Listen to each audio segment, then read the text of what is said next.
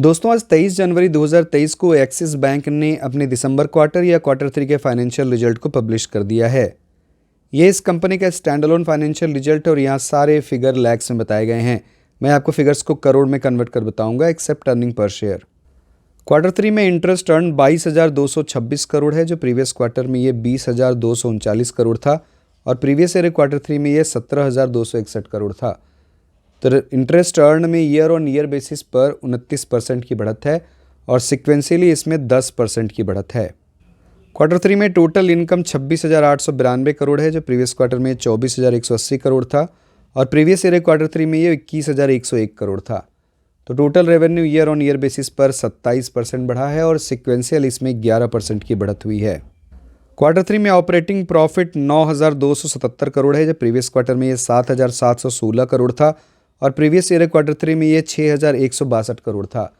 तो operating profit में year on year basis पर 51% की बढ़त है और सिक्वेंशियल भी इसमें 20% की बढ़त हुई है।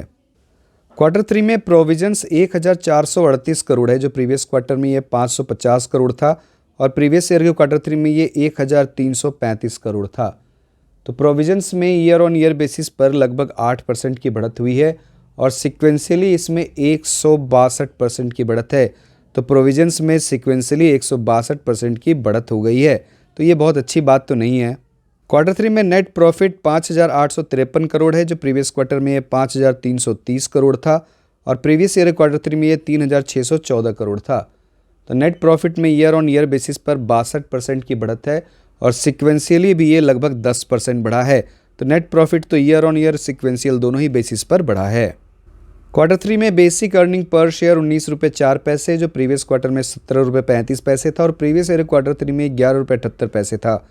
ईपीएस में भी ईयर ऑन ईयर और सिक्वेंशियल दोनों ही बेसिस पर बढ़त हुई है। अब चलिए हम लोग इस बैंक के एनपीए रेशियोज़ को देखते हैं। क्वार्टर 3 में ग्रॉस एनपीए 2.38% है, जो प्रीवियस क्वार्टर में 2.5% था और प्रीवियस ईयर क्वार्टर 3 में 3.17% था। तो ग्रॉस एनपीए में year on year 79 basis points की कमी हुई है और सिक्वेंशियल भी इसमें 12 बेसिस पॉइंट्स की कमी हुई है।